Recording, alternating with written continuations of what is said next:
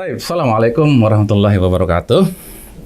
Alhamdulillah alladzi hadana li hadza wa ma kunna linahtadiya laula an hadanallah. Asyhadu an la ilaha illallah wahdahu la syarikalah wa asyhadu anna Muhammadan abduhu wa rasuluh. Amma ba'd.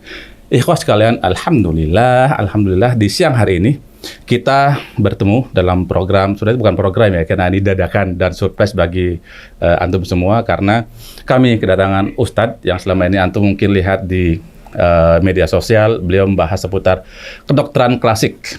Beliau adalah Al-Ustadz Abdurrahman Dhani Hafizahullah Ta'ala, dan pada kali ini juga kami ditemani oleh yang biasa menemani kita dalam program album, Al-Ustadz Dr. Fauzi Hamid Basultan LC MPDI.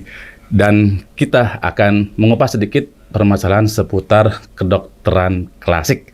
Dan bagi antum yang punya pertanyaan, nanti antum bisa telepon ke WA maupun ke telepon biasa di nomor 089775326668. Sekali lagi, antum bisa bertanya langsung dengan Ustadz Fauzi maupun Ustadz Abdurrahman Dhani di 089775326668. Tapi sebelum kita memulai bertanya kepada Al-Ustadz, kita sapa dulu pemateri kita, dua orang pada hari ini, yaitu Al-Ustadz Dr. Fauzi Hamid Basultana dan Ustadz Abdurrahman Dhani Afwan. Ustadz Fauzi, Assalamualaikum Ustadz. Waalaikumsalam. Masya Allah. Tumben kita live siang hari Ustadz ya. Biasanya malam nih album. Gimana kabar antum saat hari ini? Alhamdulillah, Masya Allah. Kemudian kita sapa dulu juga Ustadz Abdurrahman Dhani. Assalamualaikum Ustadz. Waalaikumsalam warahmatullahi wabarakatuh. Dari Jakarta naik motor Ustadz. Alhamdulillah, nggak semangat. Capek, Ustadz. Karena di antara tujuannya pengen ketemu sama beliau. Masya Allah. Bayangin dari tahun 2000 sampai sekarang, baru sekarang ketemu. Berapa tahun berarti? Wah, 12 tahun, Ustadz. 22 tahun. 22 tahun ya? Afwan. Oh iya, 22 tahun. Sebenarnya kita sudah sering lewat Sabtu ini, cuma nggak kena ketemu ya. Iya, Kalipan terus ya. Alhamdulillah, beliau sendarana, beliau Ustadz. Masya Allah. Teman-teman sekalian, alhamdulillah kita sudah tadi mendengarkan sedikit sapaan dari beliau berdua. Tapi Ustadz, mulai dari antum dulu nih, Ustadz Abdurrahman Dhani. Apa sih pentingnya kita mempelajari ilmu kedokteran klasik, Ustadz? Karena kan sekarang sudah ada ilmu kedokteran modern nih, ya dokter apa segala macam. Masih perlu nggak sih kita mempelajari kedokteran klasik, Ustadz? Masya Allah, barakallahu fikum. Ini pertanyaan yang sering muncul ya. Nah. Kenapa sih cari klasik padahal modern sudah ada? Bukankah ketinggalan zaman kalau kita pakai klasik? Itu dia. Ternyata ilmu pengobatan itu adalah seni. Seni ya? Seni untuk apa? Menuju kesembuhan. Kalau orang bilang banyak jalan menuju kota Roma, kita bilang banyak jalan menuju kota Mekah. Masya Allah. Nah, banyak jalan menuju kesembuhan. Seni. Kedokteran klasik seni, kedokteran modern seni. Mau tradisional, mau apa, silahkan itu seni. Dan seni yang diinginkan satu tujuan, yaitu apa? Kesembuhan dari diri kita yang sakit atau orang yang kita obatin. Itu. Apapun seninya, tanpa yang klasik mencela yang modern, modern tanpa mencari kesalahan-kesalahan klasik.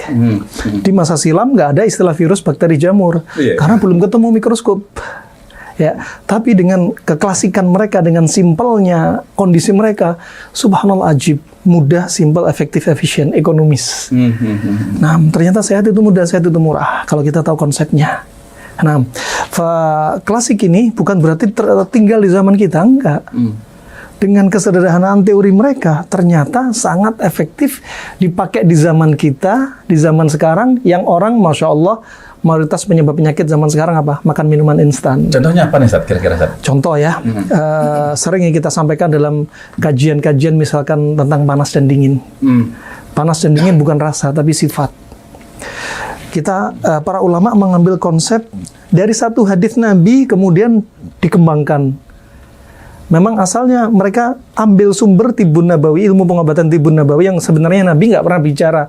Ini loh, saya punya Tibun Nabawi. Nggak ada. Cuma ulama-ulama setelahnya merangkum. Kitab mereka Tibun Nabawi dicomot dari ayat Al-Quran, mereka mentadabburi ayat. Dari hadis diambil, kemudian dijadikan konsep ilmu pengobatan. Contoh dari ayat, seperti Ibnu Qayyim sebutkan, tudammiru kulla syai'in bi amri rabbiha. Segala sesuatu bisa dihancurkan dengan perintah Allah. Contoh, yang dingin dihancurin dengan panas. Maka penyakit yang sifatnya dingin bisa dihancurin dengan habatus sauda. Mereka hanya mentadabburi ayat, bukan kita melihat berdalil, hanya mentadabburi, mengambil konsep dari ayat ini. Kemudian juga surat Yasin ayat 36, Subhanalladzi khalaqal azwaja kullaha Maha suci Allah yang menciptakan segala sesuatu berpasang-pasangan. Ada laki, ada wanita, ada jantan, ada betina, ada panas, ada dingin, ada gelap, ada terang, ada siang, ada malam, ada surga, ada neraka, ada taubat, ada maksiat, ada syirik, ada tauhid, ada sunnah, ada bid'ah, dan seterusnya. Allah ciptakan segala sesuatu berpasang-pasangan, termasuk ada sehat, ada sakit. Nah, di sini juga konsep, ya, diantaranya dengan ini mereka ambil kalau ada penyakit sifatnya panas, kasih yang dingin. Nah, dan orang kalau kebanyakan dingin akan menjadi malapetaka. Orang kebanyakan panas juga jadi malapetaka. Di antaranya banyak sekali para ulama menyebutkan contoh ayat ketika Nabi Ibrahim dilemparkan di bara api yang sangat menyala, ya, yang betul-betul sangat panas, ya, kayu yang menyala-nyala dilempar dengan manjanik ketapel ke api ini. Kemudian apa firman Allah? Qulna ya naru kuni bardaw wa salaman ala Ibrahim. Wahai api, jadilah kamu dingin, kata Allah Subhanahu wa taala. Tapi Allah nggak berhenti di sini disebutkan mereka. Bukan dingin saja, wa salaman ala Ibrahim, dan keselamatan bagi Nabi Ibrahim. Karena kalau nggak disebutkan keselamatan atas Nabi Ibrahim bisa meninggal kedinginan karena api yang panas jadi dingin. Coba. Artinya kalau tubuh kita terlalu dingin akan menimbulkan masalah, malapetaka bagi diri kita. Wah, subhanallah. Di sini ulama menyebutkan Allah tidak akan membiarkan umatnya celaka. Pasti dijelasin. Itu kesimpulan mereka dari kitab-kitab klasik. Kemudian dari hadis Nabi, hadis yang betul-betul keluar dari lisannya Nabi, satu hadis Aisyah riwayat Abu Daud dan Tirmidzi, kata Nabi SAW ketika makan semangka dan kurma rutab, naksiru harra hadha bi bardi hadha wa burda hadha bi harri hadha. Kita rusakkan, kita netralkan panasnya kurma rutab dengan dinginnya semangka dan sebaliknya. Ini jadi konsep juga. Sampai konsep apa? Jadi kalau kita makan sering panas dingin. Kalau ada diri kita lagi sakit sifatnya panas, kasih pendingin. Jadi makanannya ada panas bukan dingin. Makan es ya? Bukan bakso sama es kelapa muda, bukan. Ya. Nah, tapi apa? Makanannya sifatnya. Sampai Imam Bukhari bikin judul coba. Bab al-jama' bainal launaini fil akli bimarrah. Ini menunjukkan fakihnya Imam Bukhari bahas tentang makanan. Ketika disebutkan meriwayatkan hadis, bab mengumpulkan dua sifat makanan sekaligus. Jadi nggak dikasih jarak. Habis makan kurma, timun nanti setengah jam kemudian. Enggak. Berarti langsung saat itu juga. Langsung saat itu juga. Itu contohnya. Dan dua warna di sini, kata Ibnu Qayyim, bisa jadi warna bukan panas dingin doang. Kalau ada makanan yang bikin keras, konstipasi di perut, kasih makanan yang bikin perut lembek. Itu diantara contohnya juga. Jadi bukan hanya sifat doang. Kemudian yang lebih ajibnya lagi, Ibnu Muflih dalam Al-Adab Asy-Syar'iyyah membuat judul, disinilah kenapa saya bikin buku La Tay'as Shifa'u Gharib. Karena judul ini. Sebentar. Pak kameramen ambilin 2 buku, Pak kameramen. Masya Allah. Baik, lanjut, Ustaz. Nah, wa subhanallah, judulnya apa? Faslun fil ilaji wa hifzi sihhati bidafi kulli syai'in bididdih. Bab mengobati penyakit dan menjaga kesehatan dengan menjadikan segala sesuatu berpasang-pasangan. Gitu. Barakallahu fikum. Berarti sebegitu pentingnya untuk dunia kedokteran klasik ini, artinya kita nggak menafikan kedokteran klasik. Nah, begitupun kalau Anda lihat kemarin waktu masalah pandemi ini, Ustaz. Kita kan istilahnya kalau virus itu kedokteran modern kan tahu virus macam. Cuman kalau digabung dengan kedokteran klasik, artinya pun Rasulullah bilang ketika ada orang sakit jangan masuk ke sana, gitu kan. Itu salah satu mungkin kombinasi saja. Iya, dan intinya sama. Dokter ada isolasi, ada istilahnya apa kemarin di blokade physical distancing. Sebenarnya disampaikan Nabi loh ya. Bahkan Nabi ngajarkan physical distancing. Sampai kata Nabi SAW, la yuridanna mumridun an musih. Janganlah campur orang yang sehat dengan orang sakit. Nggak boleh dicampur, ada isolasi di sini. Ketika ada juga ada pandemi ya, atau ada wabah ya, Nabi juga menganjurkan demikian. Jangan, yang di dalam jangan masuk, yang di dalam jangan keluar, yang di luar jangan masuk. Dan ini apa? Idza sami'tum bi ardin, kalau Anda mendengar satu daerah kena wabah, hanya mendengar doang, Nabi nggak mengizinkan masuk, hanya mendengar. Ya, artinya jauh-jauh dari tempat wabah kita sudah nggak boleh dengar berita sana kena wabah aja, kita nggak boleh datengin. Ini bimbingan dari Nabi. Walaupun konsep tawakal itu. Konsep tawakal dengan sebab, ya. Nah, masalahnya orang tawakal tapi nggak pakai sebab. Nah itu dia, tapi orang Indonesia Ustaz, semakin dikasih tahu jangan, justru penasaran, pengen gitu. Apa harus terkena dulu baru? Tapi memang wabah waktu itu, ya sebenarnya COVID ada, jangan bilang nggak ada ya. Ada orang bilang ekstrem kanan ketakutan bener sama COVID. Yang ekstrem kiri samsek nggak percaya sama COVID. Kita di tengah-tengah, COVID ada, cuma kita ambil sebab dong. Sebab diantaranya apa? Jangan bikin tubuh kita dingin lembab. Karena COVID suka dengan tubuh dingin lembab. Hidung sudah dingin lembab, COVID terbang di mana-mana. Mau di rumah, nggak keluar rumah 2 tahun, kena. Iya. Virus nggak perlu ketok pintu, kena, ya kan? Mau pakai masker 10 lapis, masih kena juga. Iya, benar, Ustaz. Nah, masih pakai vaksin juga kena loh ya. Iya. Artinya apa? Kita ngambil sebab, dan kalau menurut kedokteran klasik, sebab yang terbaik selain tawakal, itu sebab yang ma'nawi ya, termasuk amalan qalbiyah kita, sebab yang kita ambil, nih, jangan bikin tubuh kita dingin lembab. Kalau sudah tubuh dingin lembab, hidung dingin lembab, udah. Ini virus, bakteri, jamur akan mencari media dingin lembab. Kenapa ada orang kena COVID sampai sekali kena COVID 1 hari langsung meninggal? Karena dingin lembabnya ekstrim. Terlalu lembab. Dan virus diteliti oleh ahlinya, virus ini kalau sudah masuk tubuh berkolaborasi sama bakteri. Jadi cepat banget. Artinya COVID ada kan, buktinya ada yang meninggal karena COVID. Tapi pikiran juga ngaruh ya, psikosomatis itu. Sangat banget. Jadi untuk terkait sehat sakit, 2 faktor yang paling besar. Faktor dari dalam psikis kita. Ketika psikis kita ngedrop, saat itu akan semakin terpuruk. Ternyata psikis ini betul-betul melemahkan apa? Kalau bahasa klasik, melemahkan liver, melemahkan ginjal. Kalau bahasa modern sekarang, mengalahkan antibodi dia, melemahkan. Itu sudut pandang yang berbeda, intinya sama. Nah, sebab dari luar yang terbesar pola makan. Kalau pola makan nggak dijaga, banyak lembab yang masuk, semakin parah. Tapi itu memang terkait saja ini kalau kita banyak pikiran, mesti kita stres. Stres itu kadang-kadang awalnya banyak makan. Ada yang stres banyak makan, ada yang stres nggak makan. Ini tergantung responnya ya. Iya. Subhanallah. Ada yang stres lari ke diskotik, apalagi di Bali kan? Aduh. Naudzubillah. Terus kita tanya ke beliau, Ustaz. Nah itu tadi itu yang ini yang sering itu kita kalau udah banyak kerjaan, banyak pikiran, pasti dah kita ini sibuk cari ini, cari pelampiasan untuk ini, dan biasanya ya kita suka nyamil gitu.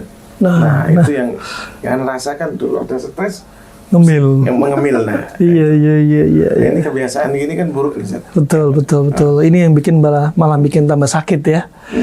Pertama, subhanallah ya.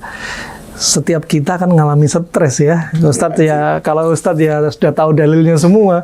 Ya, ma min hammin wala ghammin wala huznin wala adza wala, pokoknya ini kesedihan kita, rasa sakit yang kita alami, lelahnya kita, ya gundah gulananya kita ini menghapus dosa kita, dan pasti kita akan ngerasa. Nabi SAW gimana nggak sedih, musuhnya paman-pamannya sendiri. Ya tentunya sedihnya ya asyaddu balaan dah pokoknya dah. Para nabi. Dan kita orang kalau sedih, pertama sebenarnya diajarin terapi ya. Terapi klasik ada. Ini perlu kita praktekin nih. Iya. Dan banyak yang nggak tahu, Ustaz. Sedih ternyata ada terapi yang bisa dipegang, ada terapi nggak bisa dipegang. Nah, apa itu, Ustaz? Tapi nggak ada iklan lewat ya? Nggak ada langsung lewat. Oke. Iya. Nah, untuk terapi sedih yang bisa dipegang, ini seperti disebutkan Nabi dari hadis Jabir bin Abdullah riwayat Imam Muslim, at-talbinatu mujimmatun lil fuadi tudhibu li ba'dil huzn. Ya. Talbinah, tepung gandum. Talbinah itu bukan merek. Makanya orang tahu Talbina, merek Talbina, padahal gandum ini murah meriah. Dipaket jadi nama Talbina, disebutkan hadis, naik harganya mahal. Padahal kita juga bisa beli sendiri tepung gandum apapun gitu kan ya, yang ada di situ. Talbina, tepung gandum ini apa? Kata Rasulullah, merilekskan jiwa. Oh gitu ya. Iya, jiwa itu tobat kita kan pertama inna nafsa la'ammaratun bisu, dan su ini sifatnya panas. Ya, dibisikin sedih, akhirnya malas ibadah, sedih, akhirnya nggak semangat ini dan itu. Nih, talbinah ini pendinginnya. Ya, yudhibu li ba'dil huzn, yang dia menghilangkan apa? Tudhibu li ba'dil huzn, dan dia ternyata apa? Menghilangkan sebagian rasa sedih. Ajib, ini Nabi nyebutin. Bisa dia langsung. Iya. Gandum. Makanya kalau ada orang lagi sedih, kadang orang di rumah sakit juga sedih loh ya. Sakit sehari 2 hari di rumah sakit mungkin masih oke ya. Kalau sudah 2 minggu di rumah sakit, 2 pekan, itu sedih. Makanya orang kena COVID di rumah sakit rata-rata semakin ngedrop. Kenapa? Psikisnya. Nggak ketemu istri, nggak ketemu anak, tambah drop betul. Nah, ini talbinah. Makanya kalau nengok orang sakit, jangan bawain biskuit. Ya, jangan. Iya, bawain talbinah. Jadi ketika sedih itu diobatin sama talbinah dengan izin Allah. Masya Allah, diteliti pengobatan ini ya. Ini Nabi nyebutin. Dan ingat, Nabi bukan dokter. Kalau Nabi dokter pasti Nabi bilang sakit apa, sudah berapa lama, ya kan, gejalanya apa sebelumnya. Nabi kalau disebutin Nabi tentunya dari wahyu. Memang wahyu. Nabi dikatakan dokter yang paling ahli binisbah apa? Wahyu. Allah ngasih kabar. Kalau dibilang Nabi bukan dokter dari sisi dunia, karena Nabi nggak menganamnesa, Nabi nggak punya keahlian khusus. Ya, ini perkara ilmu dunia. Antum ma'alam bi umuri dunyakum, Anda lebih paham dari urusan dunia Anda. Talbinah ternyata diteliti oleh kedokteran Cina klasik. Apa? Talbinah ternyata sebagai tonik bagi ginjal. Apa kaitan tonik ginjal dengan kesedihan? Nih, masuk di sini. Ternyata nyambung. Bukan berarti belajar ilmu kedokteran Cina, kedokteran Romawi, Yunani, India, haram. Enggak. Kalau ada akidah syirkiyah, silakan dibuang. Ya, kalau ada pengobatan yang ada unsur keharaman, jangan dipakai. Tetap menuntut ilmu, mau ilmu pengobatan apapun, terbuka lebar. Ya, karena bukan ilmu agama khusus. Nah, ternyata sedih sama orang Cina bilang tonik penguat bagi ginjal. Apa kaitannya? Ternyata orang sedih disebutkan Nabi pakai talbinah, ternyata di Al-Quran juga ada dibahas apa? Kisahnya Nabi Yakub.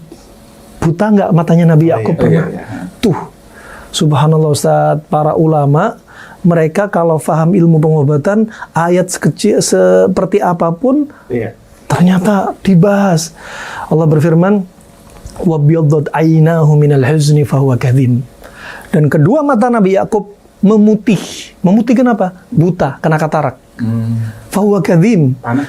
Ewa, kadhim apa? Ada yang menafsirkan sedih yang berkepanjangan. Karena nangis terus. Air mata sampai kering.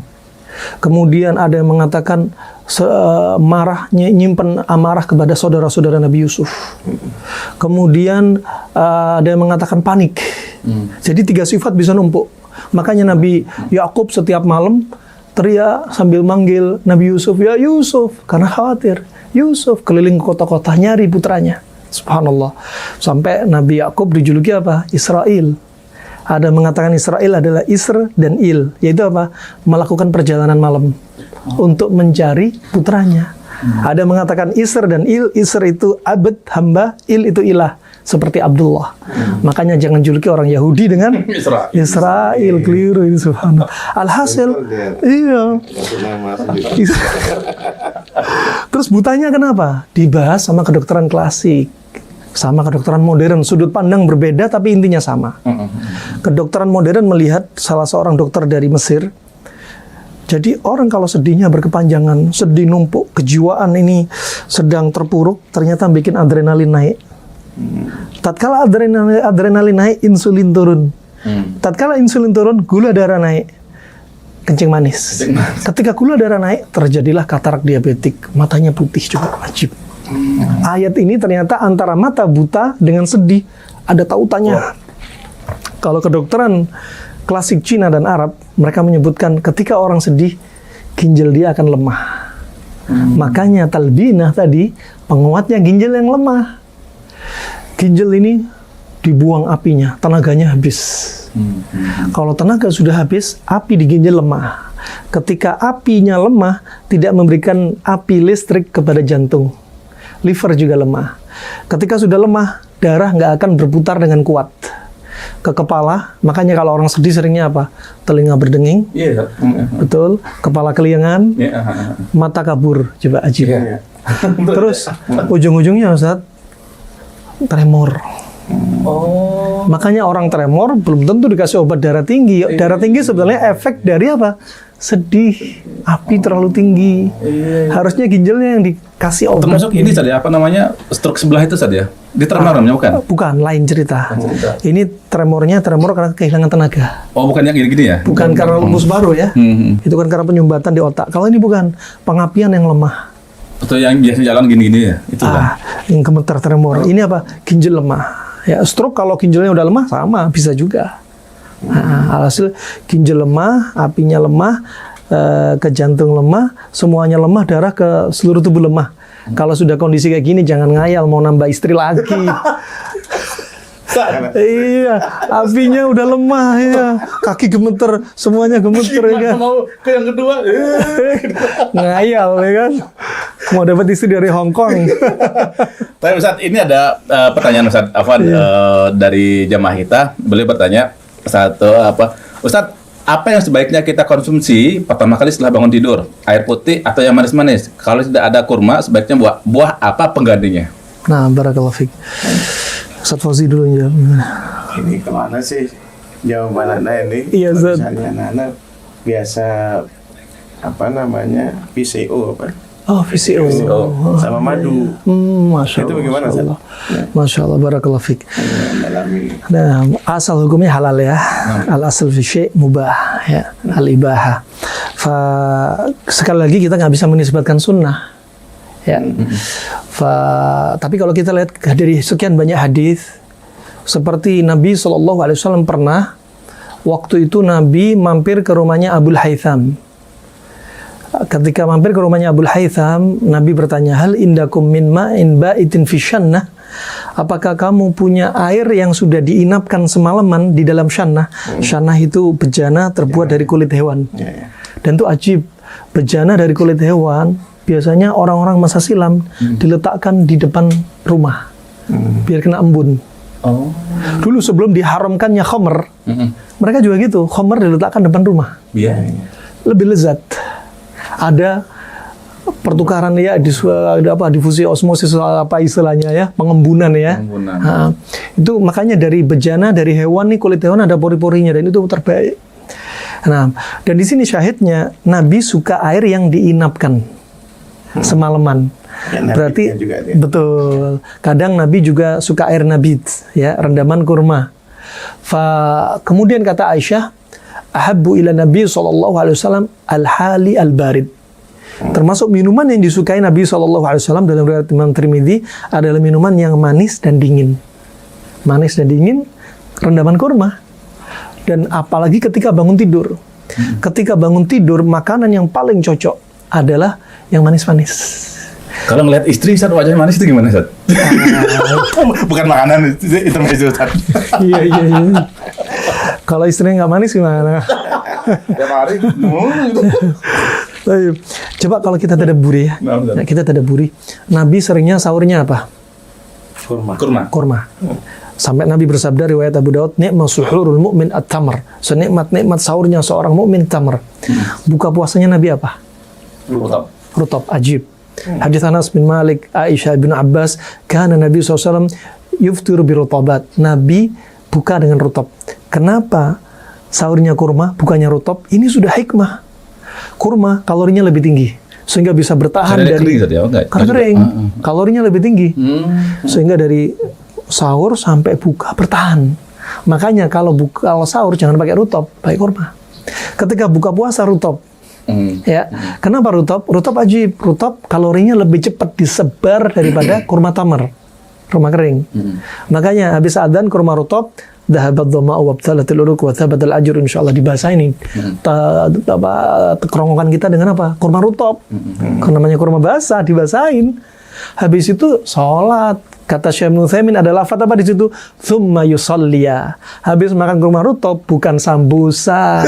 Bukan gorengan ya kan, bukan es buah. Orang kita langsung mau diembat, Ustaz. Itu dia, salah kaprah gitu. Itu dia, Ustaz. Jadi bisa sholat. Habis sholat baru makan besar. Disebutkan kedokteran klasik, memang di sini ada hikmah antara buah dengan makan besar jangan dicampur.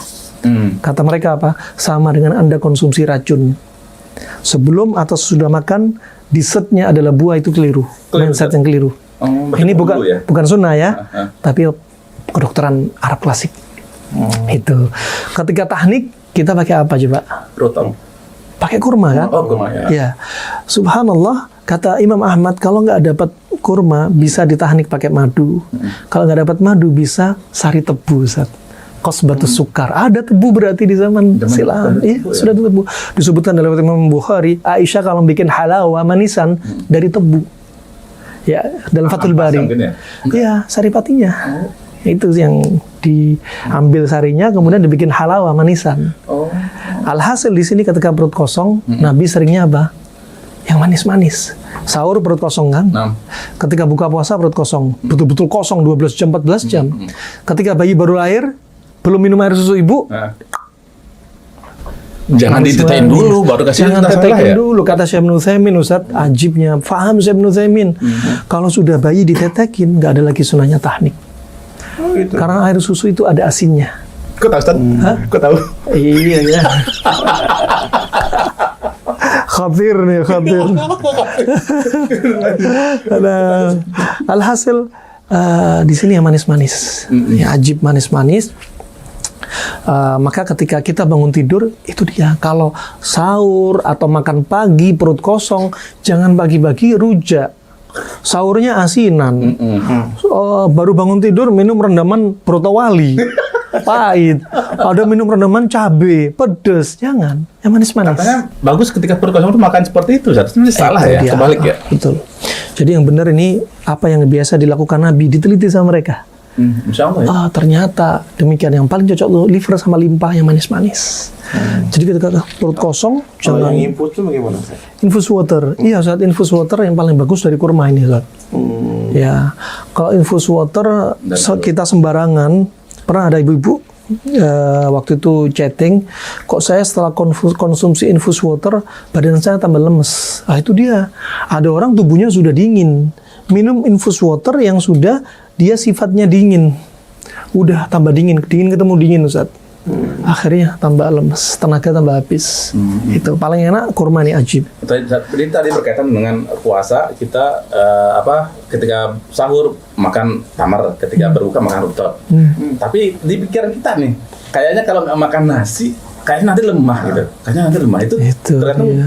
di kepala saja. Iya, mindset kita. Ya? Subhanallah. Disebutkan dalam satu hadis yang sahih riwayat Imam Bukhari, ya, bahwasanya Nabi SAW kebiasaannya makan sehari cuma 2 kali.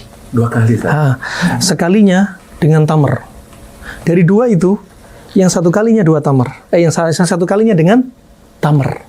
Yang lainnya dengan menu lain, bisa jadi farid, bisa khazirah, bisa hais, bisa roti gandum dengan cuka, ya kan? Banyaklah riwayat disebutin. Yang satu makanan ini dengan apa? Dengan kurma. Jadi dalam 1 hari yang 2 kali makan itu salah satunya dengan kurma. Bukan 3 kali kayak orang. Bukan 3 kali.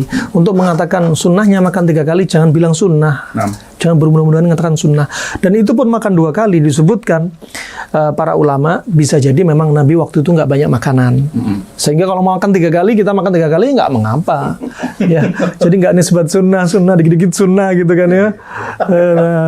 Ada nggak resep bagi orang yang kelebihan bebek nih, tanpa mengurangi pola makan, tapi bisa berkurang gitu Ustaz, bebeknya Ustaz? Nah, barakallahu fik. Kan istilahnya mereka takut nih, nanti kalau misalnya diet harus minum air banyak, makannya sedikitin kayak gitu Ustaz. Barakallahu fik. Subhanallah. Makanya kita punya tagline nih. Sehat itu mudah, sehat itu murah. Sehat itu mudah, sehat itu murah. Ya, makanya ad-din yusr. Ya. Agama itu. Wa may yushadu hadzal din illa ghalaba, gitu Ustaz ya. Nah, agama itu mudah, jangan dipersusah. Sama, sehat itu mudah, jangan dipersulit.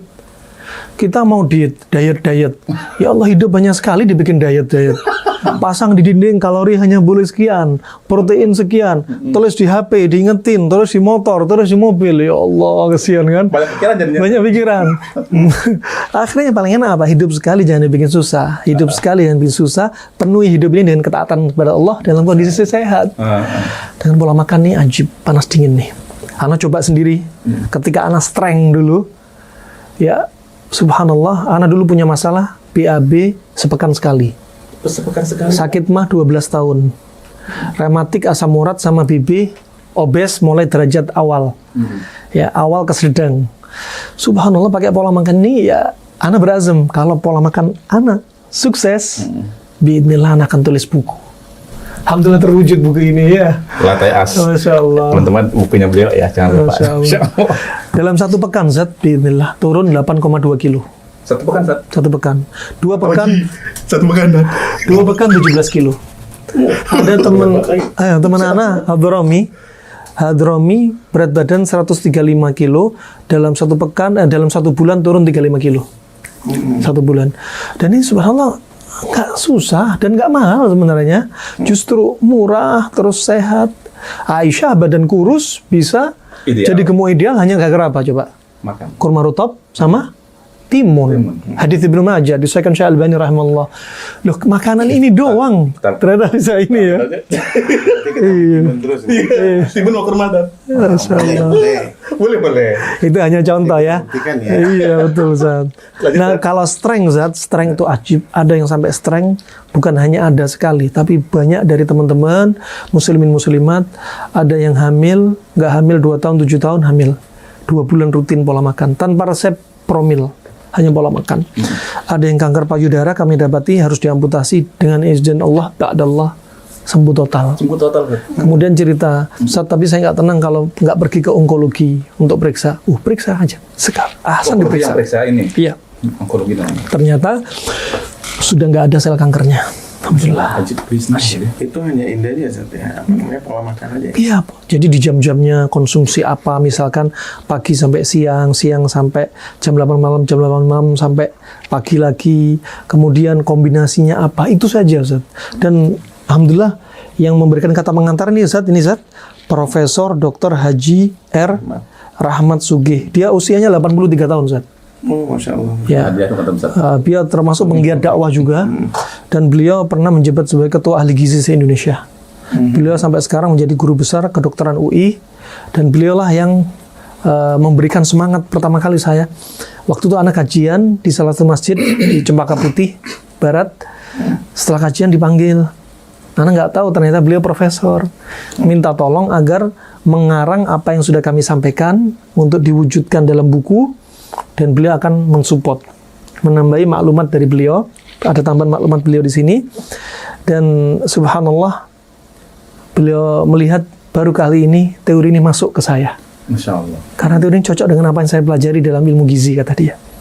Semoga Allah berikan kesehatan beliau juga ya, keberkahan pada umurnya. Ustaz, ada pertanyaan lagi Ustaz. Jadi ketika muda ini kita kan banyak makan apa aja gitu kan.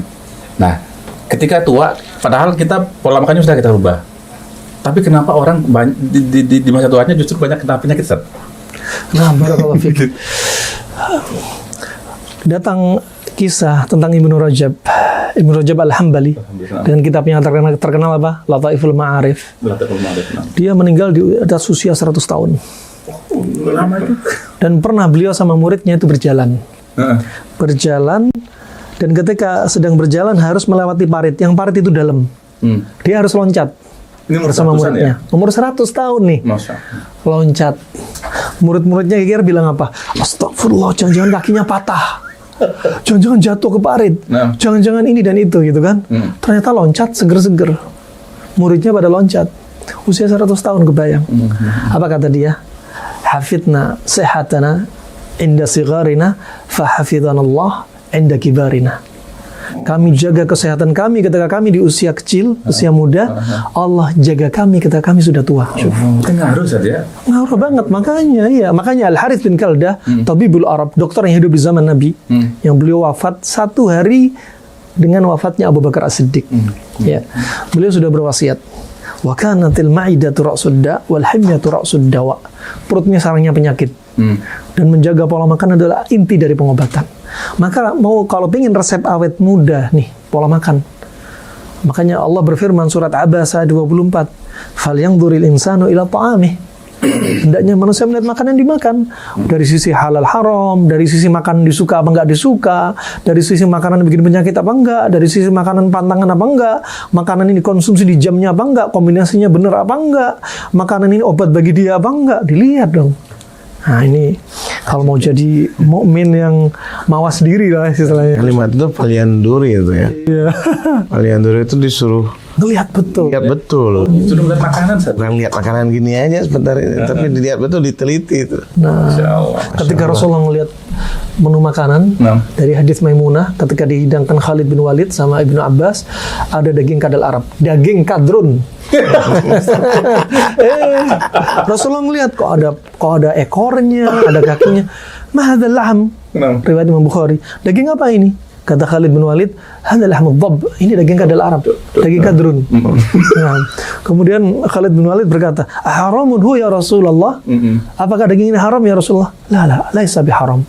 Innam huwa laisa bi ardi qaumi fa ana ajidu fi nafsi u'afu.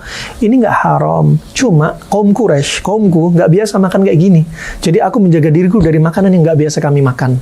Di sini kata Ibnu Qayyim, ini ada konsep fal yanzuril insanu ila ta'amih. Dilihat, kalau ada makanan yang disuka, dimakan. Kalau nggak disukai, jangan dimakan. Diam aja. Diam aja. Ini Rasulullah ngeliat daging kadrun, Rasulullah nggak suka dan nggak memaksakan diri untuk makan. Kata Ibnu Qayyim, ini, kalau Anda nggak suka dengan satu makanan, jangan dipaksa makan. Kalau Anda paksa makan, bahayanya lebih banyak daripada manfaatnya. Syuf. Masalah kita kalau nggak makan, dibilang nggak menghormati. Betul, itu yang salah. Salah ya berarti. Sekarang mau menghormati atau membuat kita celaka diri sendiri. Kalau dua mafsadah berkumpul, dua kejelekan berkumpul, pilih yang mana berarti? Yang paling ringan kan? Paling ringan, mending kita selamatin diri dulu. Karena apa? Bahayanya lebih banyak daripada manfaatnya. Bahaya dari sisi agama, bisa dia mencela makanan. Ya. Kata Abu Hurairah, riwayat Imam Bukhari, kana Nabi SAW masabba ta'aman qat ini syahwa aqraba ila tarakah. Nabi nggak pernah seumur-umur mencela makanan. Suka dimakan nggak ya ditinggalin tanpa komen. Kata Imam Nawawi, ngomong ini kok asin itu sudah mencela makanan. Gimana kalau makan usus ayam? Ih, usus ayam, padahal udah dimakan. Ya kan? Masalah istri, yang apa nih yang? Banyakan garam gitu. Itu dari sisi agama. Dari sisi dunia, dia bisa muntah. Kenapa? Karena antara keinginan, nafsu, dan lambung nggak berjalan bersama. Makanya kalau kita puasa ada niat, mindset sudah ada, niat sudah ada, lambung sudah siap-siap. Ini kalau satu niat nggak ada, dia niatin puasa, dia puasa tapi niat nggak ada, lain hasilnya. Muncul sakit mah, badan lemes karena nggak ada niat. Nah, subhanallah. Antara keinginan, perasaan, dan lambung nggak berjalan bisa muntah, bisa mual, bisa alergi, bisa diare, bisa demam, bisa pusing. Bahayanya lebih banyak daripada manfaatnya. Makanya terus ada hadis yang satu, hadis riwayat Tirmidzi, kata Nabi SAW, hadis ini dilemahkan Imam Nawawi, Imam Bukhari, sama Syekh Muqbil, tapi disahkan Syekh Albani. La tukrihu mardakum bi ta'am wa syarab fa inna Allah tabaraka wa ta'ala yut'imuhum wa yusqihim. Jangan paksa orang sakit untuk makan. Ini juga. Jangan paksa orang sakit untuk makan. Tuh.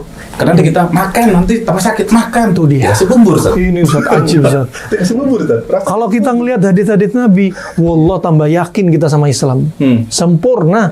Al-Maidah ayat 3 disebutkan Muhammad bin Muflih termasuk ilmu pengobatan masuk dalam konteks ayat Al-yawma akmaltu lakum dinakum. Kayak gimana tuh penjelasannya perlu nih? Menunjukkan kesempurnaan dari agama ini. Iya. Seluruhnya Seluruhnya. Termasuk kesehatan. Coba sampai orang sakit jangan dipaksain makan. Kenapa? Dipaksain makan malah tambah sakit. Bukan berarti kalau nggak makan nanti bunuh pasien. Bukan gitu. Ternyata ada konsepnya. Orang sakit biasa lidah pahit nggak? Pahit. Lidah pahit menunjukkan liver lemah. Oh, lidah pahit, liver lemah. Ya. Ketika orang sakit nafsu makan hilang nggak? Iya, betul. Ketika orang sakit kadang demam nggak? Ya. Itu mekanisme dari Allah, bioritme untuk orang sakit. Ketika dibikin kondisi itu semua, lidah pahit, biar kita nggak nambah makan. Kita nggak nafsu makan, biar seandainya liver, lambung bisa bicara, Ustaz. Tolong jangan isi mulut Anda dengan makanan apalagi kami sudah tersiksa. Biarkan kami membersihkan apa yang ada di dalam tubuh Anda. Kasihanilah tubuh Anda. Seandainya bisa bicara, ada hikmahnya. Demam, untuk apa demam? Untuk digodok itu kelembapan. Makanan, makanya ada hadis tapi hadisnya lemah. Ya, bahwasanya aktsarul marad bisabab al-burdah. Penyebab penyakit itu karena dingin.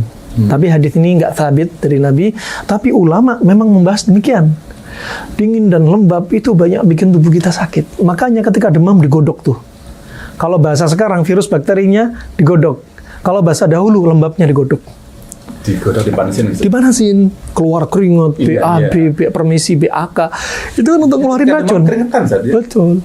Ketika awal mula orang rehabilitasi, orang baru sembuh dari sakit, coba reaksi pertama apa coba? Apa caranya? Keringetan. Ketika orang mau sembuh, biasanya apa? Makan banyak. Betul. Tubuh sudah siap. Alarm.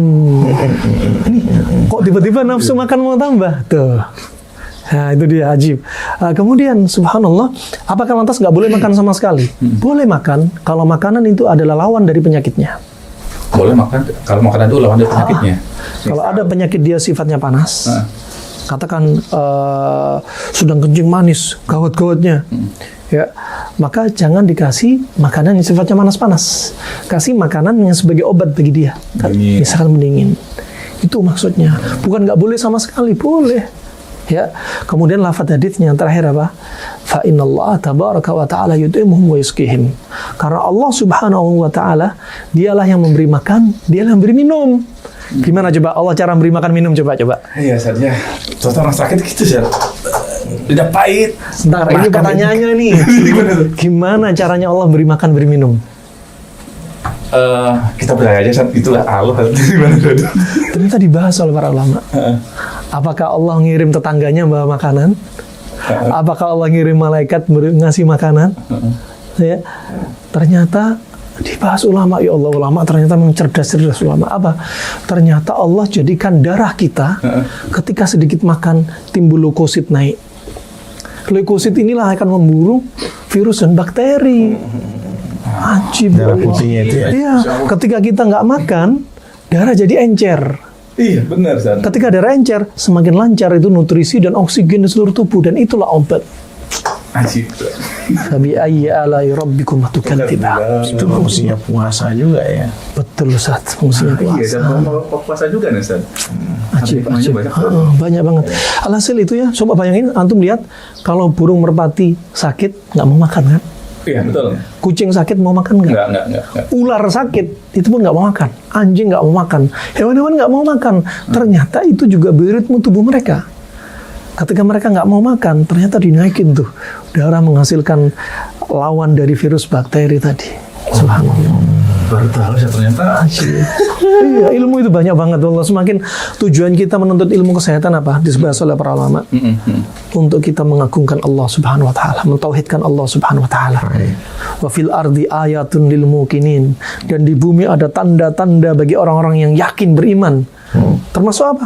Lihat tanam-tanaman ini bisa bikin obat bagi kita. Hayati dong yang di muka bumi ini. Nah, wa fi anfusikum afala tubsirun. Dan pada diri Anda, bukankah kita bisa mentadaburi diri kita? Diri kita sifatnya panas apa dingin? Kalau kita lagi sakit panas apa dingin, tadaburi. Dan di bumi ada obatnya. Sunallahilladzi atqana kulla syai'. Ciptaan Allah yang diciptakan itu apa? Betul-betul kamil, sempurna, nggak ada yang cacat. Laqad khalaqnal insana fi ahsani taqwim. Allah betul-betul ciptakan manusia sebagai anatomi dan fisiologi. Tinggal kita semakin mentauhidkan Allah lah. Yang naasnya sehat untuk orang sehat nggak dipakai kesehatannya. Sehat malah pacaran. Sehat cari diskotik. Iya, sehat di tepi pantai di mana nih yang banyak orang tupis apa itu? Nasallahu alaihi di Bali lebih hati-hati. Ada. Berarti kita juga harus tetap ikhtiar, ya. Betul, di samping doa ya. Betul, harus. Nah, itulah barangkali itu doa-doa yang diajarkan oleh Rasulullah SAW juga membantu kita itu ya. Betul. Ya, seperti Allahumma inni a'udzubika minal hammi wal hazani tadi. Subhanallah, betul. Ya, antara sedih dengan kesedihan yang sehingga nanti berpengaruh juga dengan ini ya, dengan ketika kita sakit, Ustaz. Orang sakit dalam kondisi ridho dan gak ridho beda, Ustaz. ya. Orang sakit ridho, sabar dan ridho, itu sembuhnya lebih cepat. Gitu, Ustaz. Dengan izin Allah. Orang sakit Banyak mengeluh. mengingkari takdir Allah, banyak ngeluh, subhanallah. Lama ya. Bisa-bisa dosa nggak dihapus loh ya. Orang dikasih musibah, ada 4 kondisi. As-sukhut. Katakan musibah sakit. Yang pertama as-sukhut. As-sukhut apa? Dikasih musibah, marah.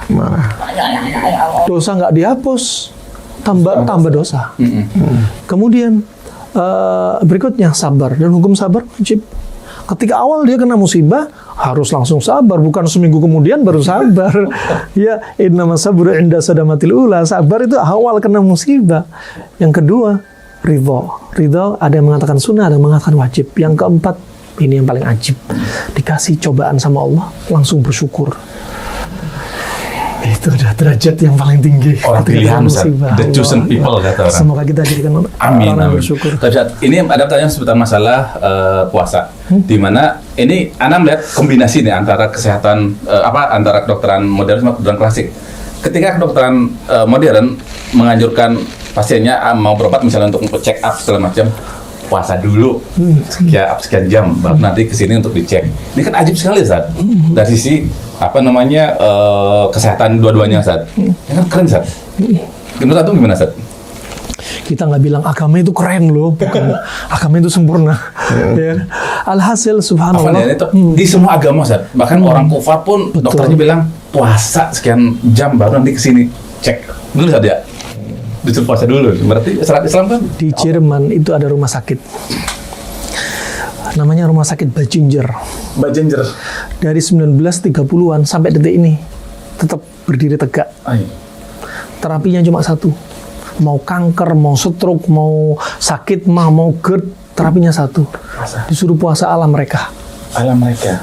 Ada ibu kita, senior kita namanya Bu Sofia Belfast. Beliau nggak apa-apa disebutin namanya katanya. Nggak apa-apa, Ustaz. Beliau termasuk direktur PT Bukaka di Jakarta. Insyaallah. Beliau cerita sendiri, beliau ke sana, dia sama suaminya. 15 tahun sakit lambung. Sampai di sana, sampai anemia. Sampai di sana hanya disuruh puasa. Udah mending pulang aja puasa ala Nabi daripada puasa ala dia. Puasa untuk terapi dia nggak dapat pahala, ya kan? Dunia doang. Mending puasa ala Nabi. Puasa ala Nabi pasti akan. Karena dari wahyu saja. Iya, wahyu. Subhanallah. Coba mereka sudah demikian. Sampai mereka bilang, kalian itu punya puasa ala Nabi kalian loh. Kenapa kalian sih jarang puasa? Nah, makanya minimal kan 3 hari itu 1 bulan. Terus gini, Ustaz, apa nih pertanyaan, mumpung Antum kan jurusan hadis dulu nih di Madinah, Ustaz. Ada yang mengatakan bahwa puasa Senin Kemis itu hadisnya nggak sahih, sehingga ya begitulah apa implikasinya. Minimal katanya dalam sebulan puasanya adalah yang multi. Itu gimana, Ustaz? Antum kan jurusan hadis nih. Mungkin orangnya nggak sahih, Ustaz. Betul. Yang penting itu kan kata Allah, fattaqullaha mastata'tum. Antum bisanya 3 hari ya 3 hari. 1 bulan diberikan ini. Kalau misalnya 1 bulan itu 8 hari, kalau Senin Kemis kan 8 hari. Ya. Kalau lebih ini lagi maksimalnya kan puasa Daud 15 hari. Nah, itu jawaban dari Rasulullah ketika ada orang yang maunya puasa terus kan begitu. Nah, jadi itu yang disebutkan adalah di hadis tersebut puasa Ayamul Bid kan Nabi Daud. Ya, Nabi Daud kan urutannya itu kan yang paling banyak dulu 15 hari. 15 hari Nabi Daud. Nah, Senin Kemis itu 8 hari. Ada itu lafalnya ada? Enggak, cuma kan urutannya, kalkulasinya. Kemudian minimalnya itu 3 hari. Artinya apa? Dalam sebulan tuh tubuh kita perlu istirahat enggak? Betul. Seperti mesin kan. Makanya kan rukun Islam yang 5 ini sempurna sekali sudah. Ya, ada ibadah ya ibadah puasa itu. Jangan sampai kemudian sama sekali tidak puasa dalam satu bulan itu. Itu. Bagaimana Ustaz? Subhanallah, pernah kami berjumpa dengan beliau, Profesor Dr. Ahmad Suge. Beliau sudah meneliti bioritme tubuh dengan puasa. Beliau ini dokter nih, profesor. Dan ana dapat faedah ketika mampir ke rumah beliau. Beliau cerita dalam satu pekan Allah jadikan puasa Senin dan Kamis.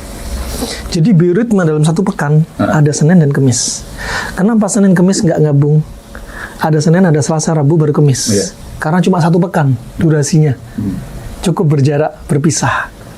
Ya, ada Jumat, Idul Usbu, hari raya kita kaum muslimin. Hari Sabtu, hari raya orang Yahudi. Hari Ahad, hari raya orang Nasrani.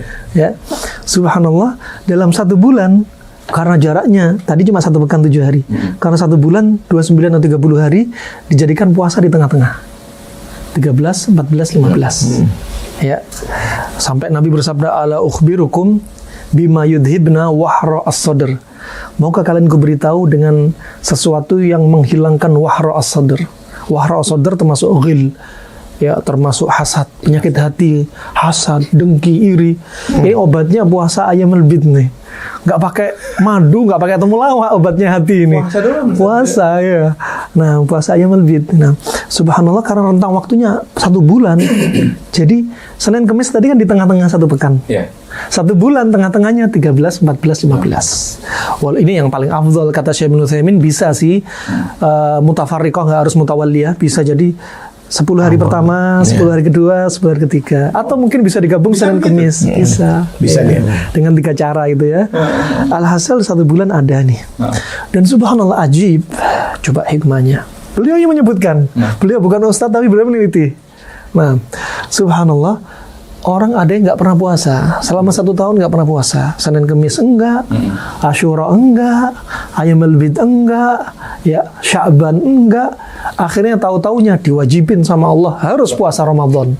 Ini hikmahnya wajib. Kenapa Ramadan nggak sunnah? Ini apa? Subhanallah, Ramadan ada yang karena 1 tahun rentangnya, jadinya apa? 1 bulan berturut-turut. Nggak seperti Senin Kamis, nggak seperti Ayamul Bid di tengah bulan, tapi 1 bulan 29 30 hari puasa terus-menerus. Kalau nggak ada uzur, dosa besar bagi dia.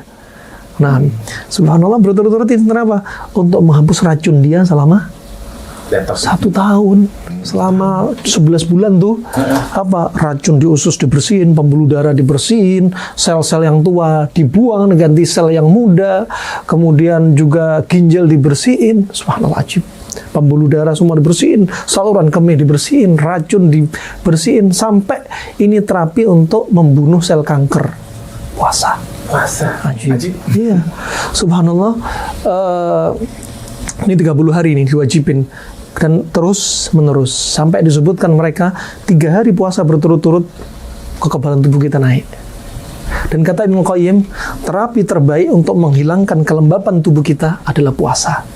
Antum lihat kemarin ketika musim pandemi COVID selama 2 tahun, bulan Ramadan rumah sakit menurun nggak angka penderita COVID? Menurun. Tuh, efek puasa. Kenapa? Ya, afala tubsirun, ya. Ini harusnya kita ambil pelajaran dong.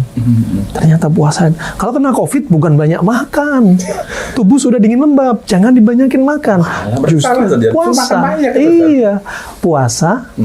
Terus konsumsi herbal yang sifatnya panas kering karena COVID dingin lembab. Gitu. Kalau mau makan, cari makan panas kering, ikan asin.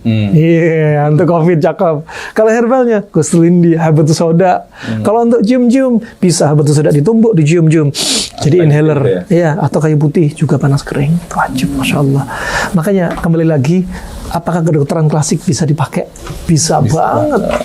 Murah meriah. Iya, ajaib. Sama kayak antum bilang, Ustaz, ada dokter disuruh bayar sekian, gini-gini doang, Ustaz. Iya. Gini-gini ternyata bayar mahal gitu. Ilmunya yang mahal maksudnya. Alhasil kita pengen merangkul semua seni pengobatan. Bapak dokter, perawat, mau terapis, herbalis, yuk bareng-bareng. Intinya apa? Kita obatin orang-orang sakit di antara kita. Nggak harus muslim doang. Orang non-muslim juga kita obatin. Bisa dengan dakwah juga di sana. Iya, kenapa? Dakwah bil akhlak kadang lebih manjur daripada dakwah kita banyak nyebutin dalil apa. Akhlaknya juga penting. Nah, Ustaz, ada pertanyaan Ustaz. Ini kayaknya urgent Ustaz. Ustaz, ana nitip doa dan pertanyaan ya untuk kesembuhan dan kesehatan anak-anak yang sedang dirawat di NICU. NICU apa NICU nih? NICU.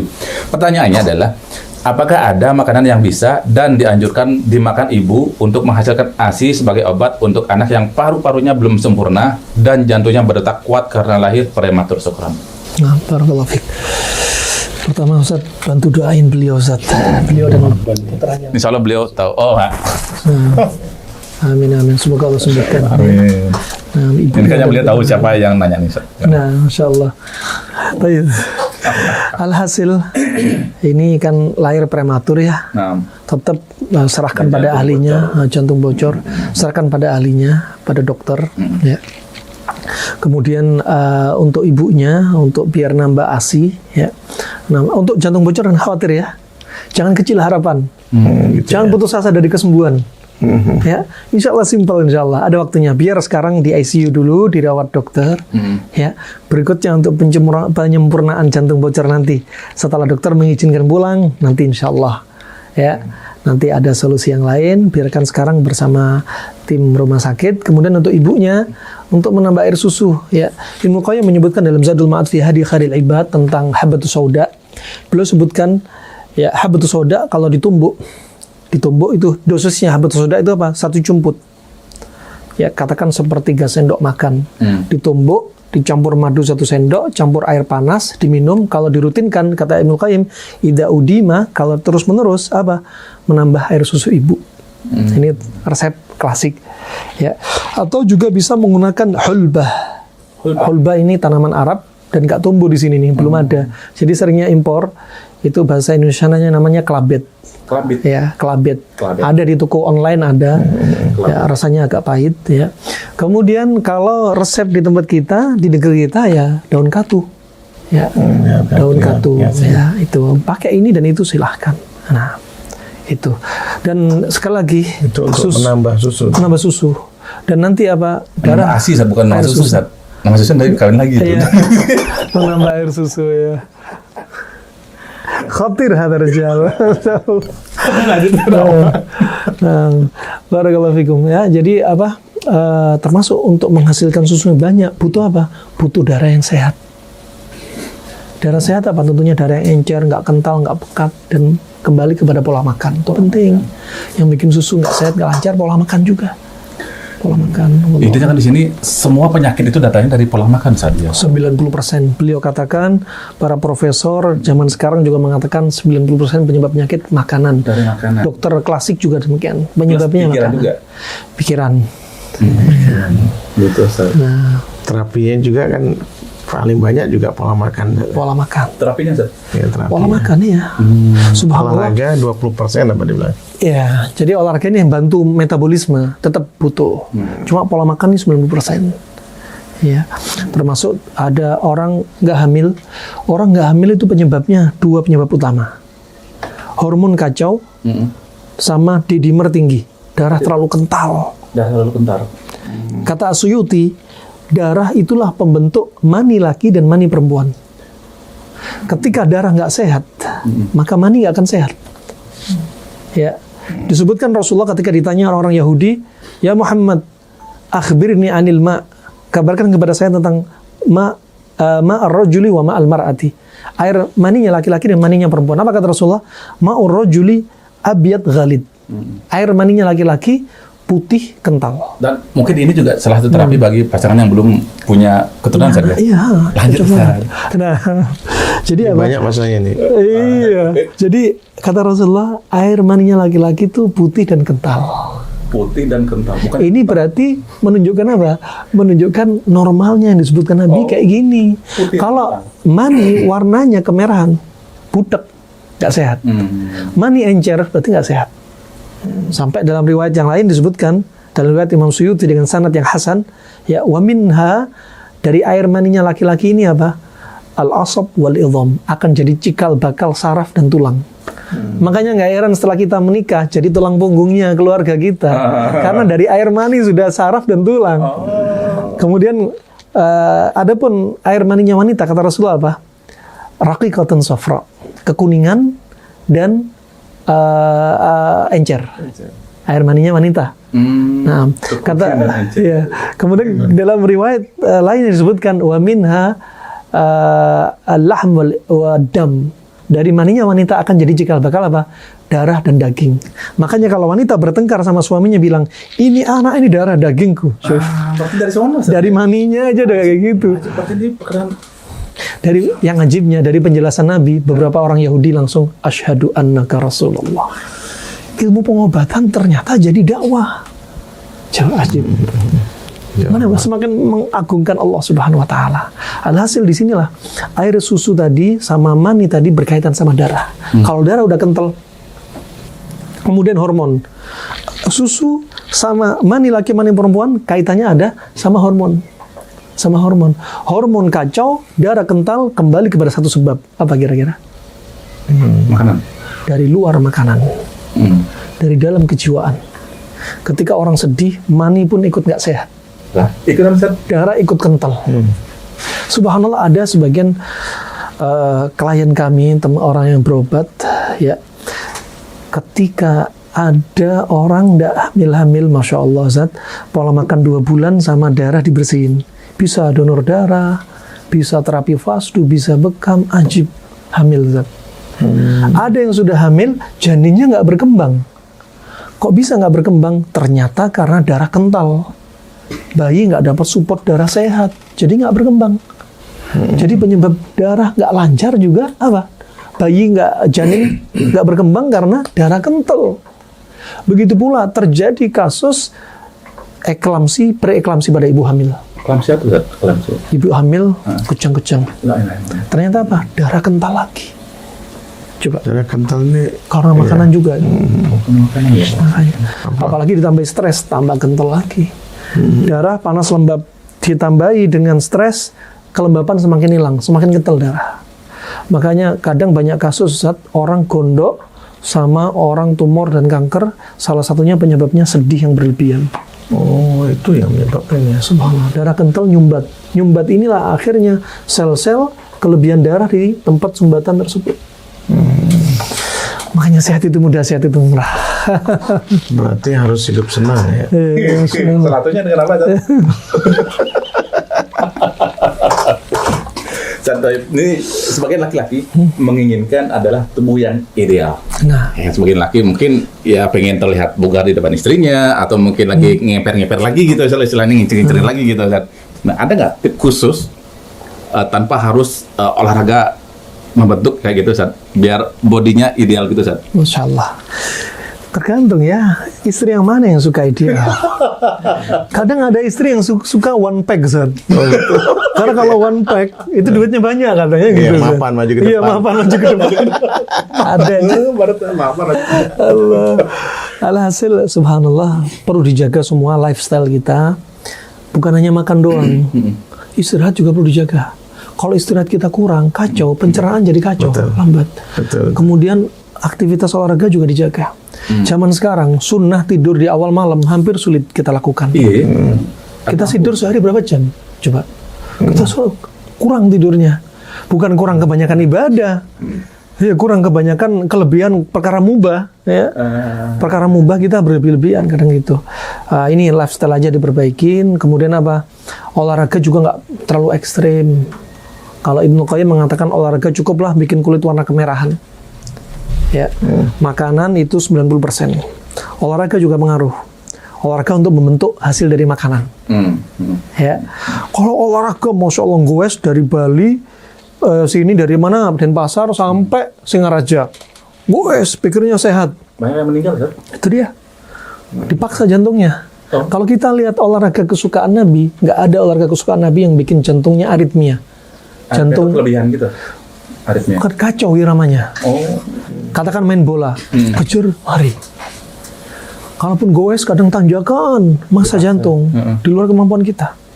Lihat olahraga kesukaan Nabi memanah, berjalan, berlari, ya, kemudian berenang, ya, kemudian bergulat.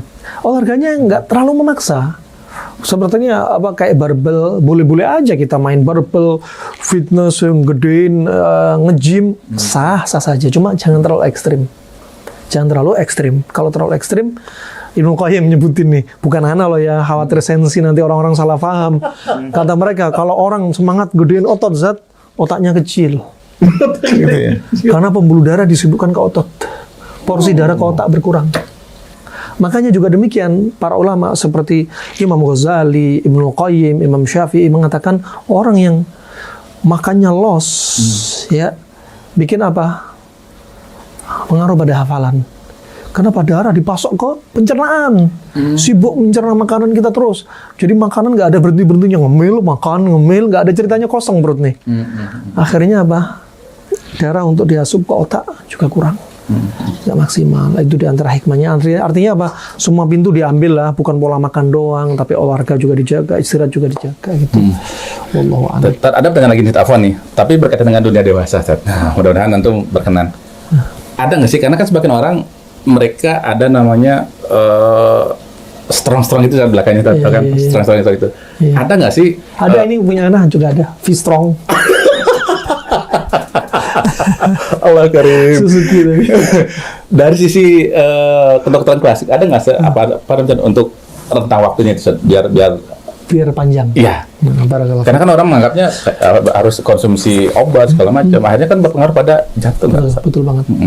Lihat, kalau Anda lihat merek apapun dari obat-obat pasaran pil biru itu bahaya.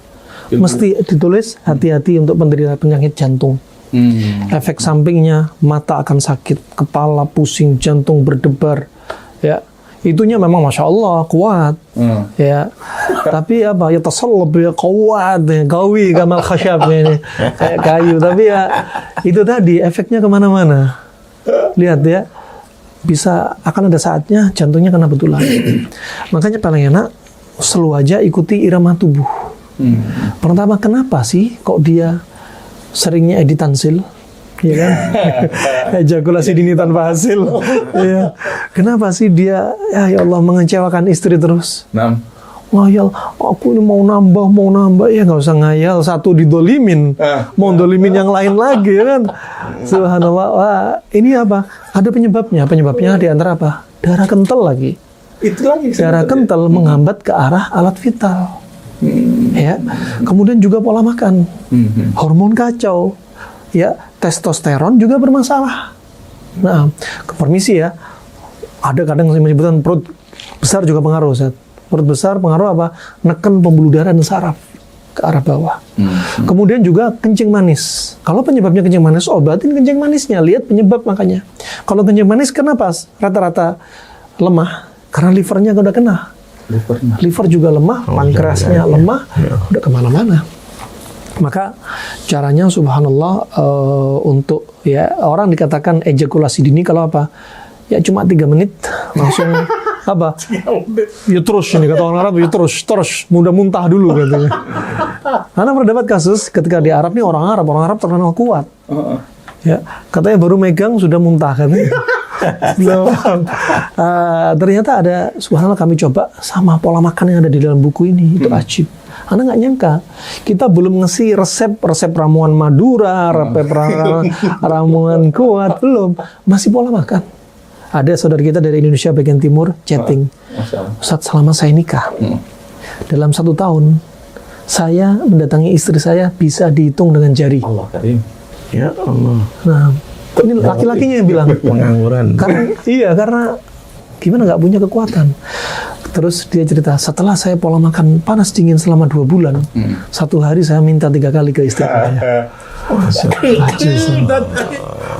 Itu ternyata bukan hanya durasi, volume juga, volume cairan juga, ukuran.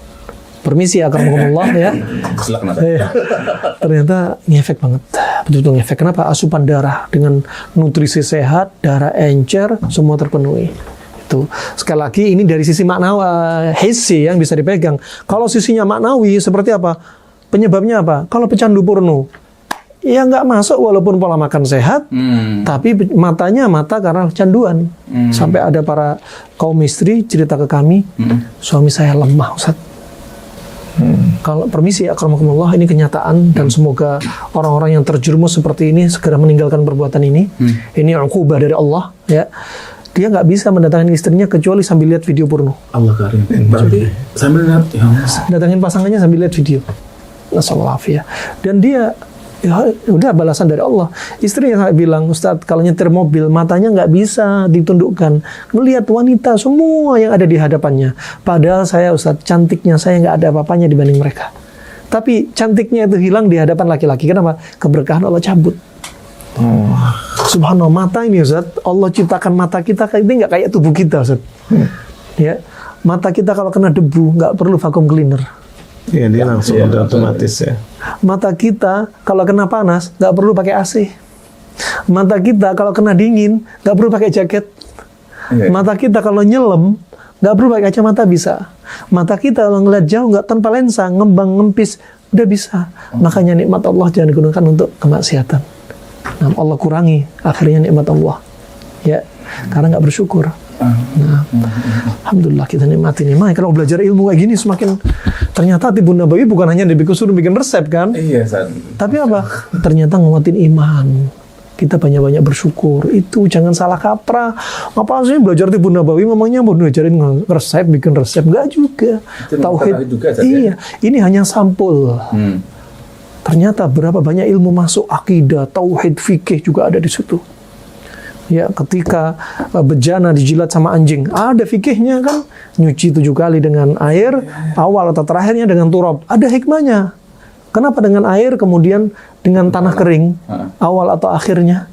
Ternyata disebutin oleh Syekhuna Abdurrahman Al-Adani, rahimahullah. Ya, juga para ulama. Ternyata anjing ini lidahnya paling kotor dari semua hewan. Anjing.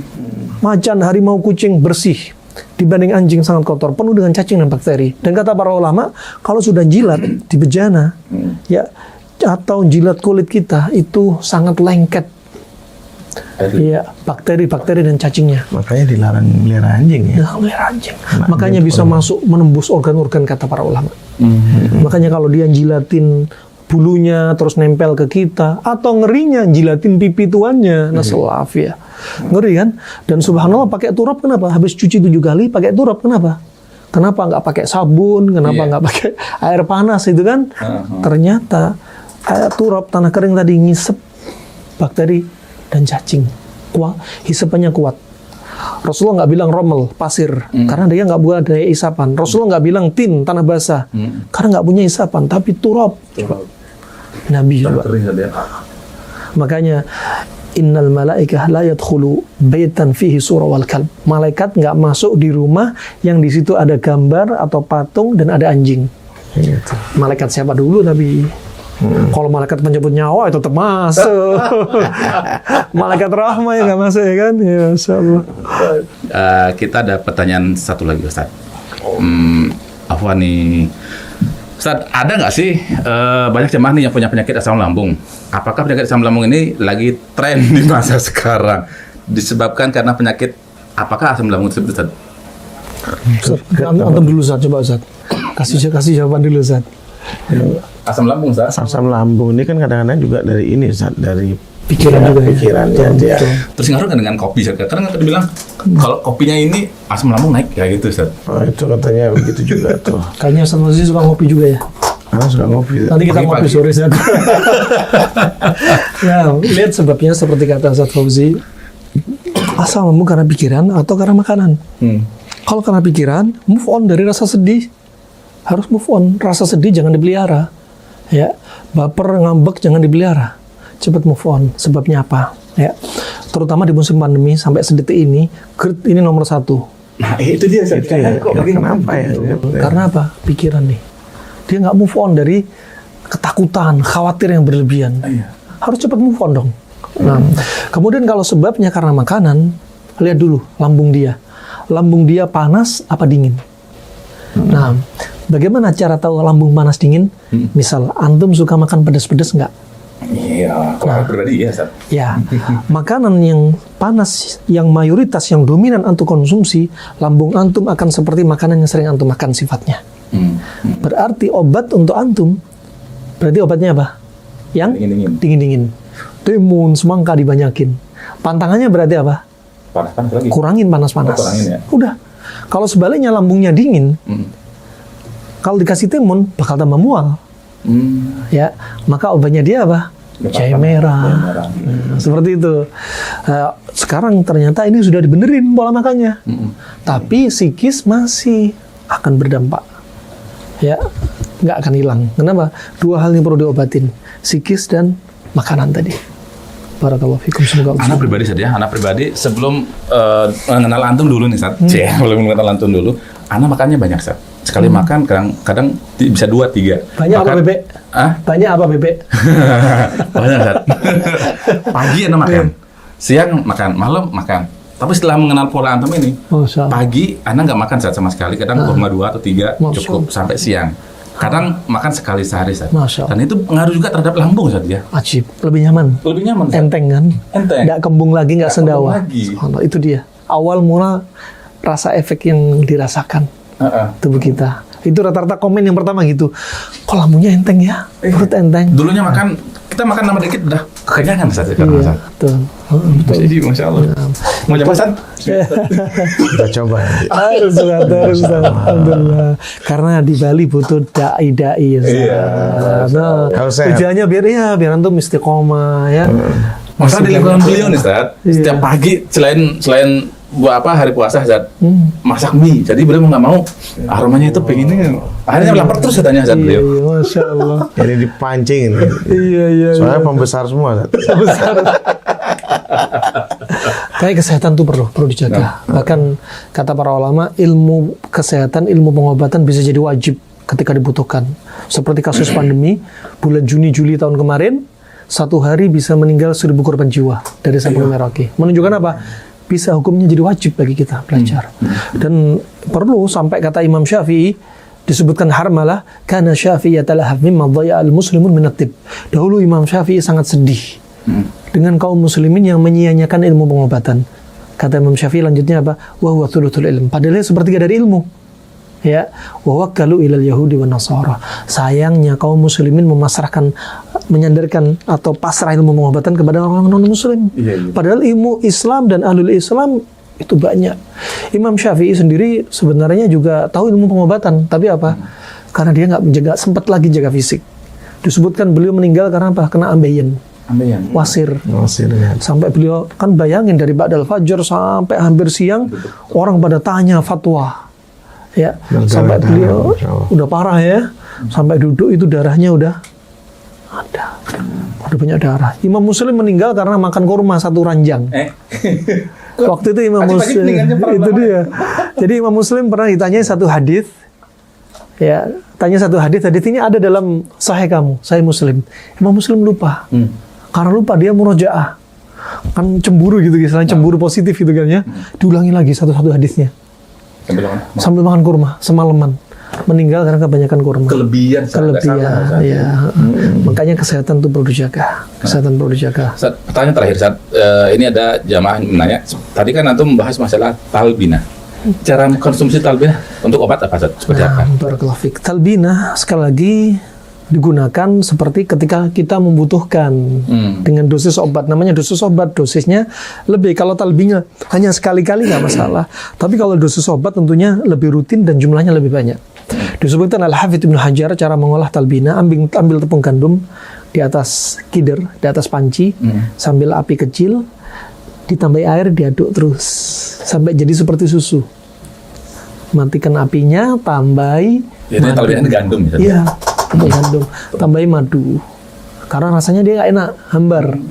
Kasih madu ya, udah konsumsi terus ya, ambil 3 sendok 4 sendok dikonsumsi.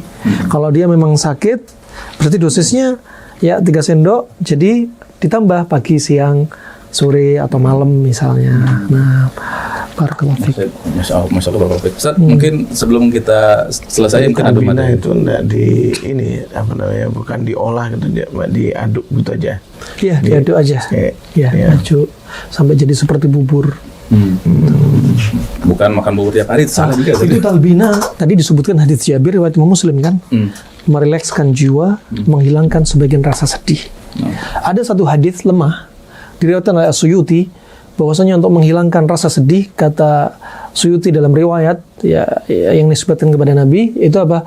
Dengan menggunakan dubba atau al-qara, labu kuning, labu parang, pumpkin. Halloween. Ya. Tapi apa?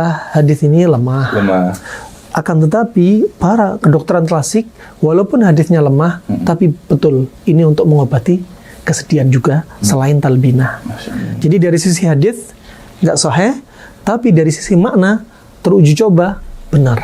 Tajarraba ba'dul ulama biasanya begitu. Betul. Karena labu kuning sifatnya dingin, juga menguatkan ginjal.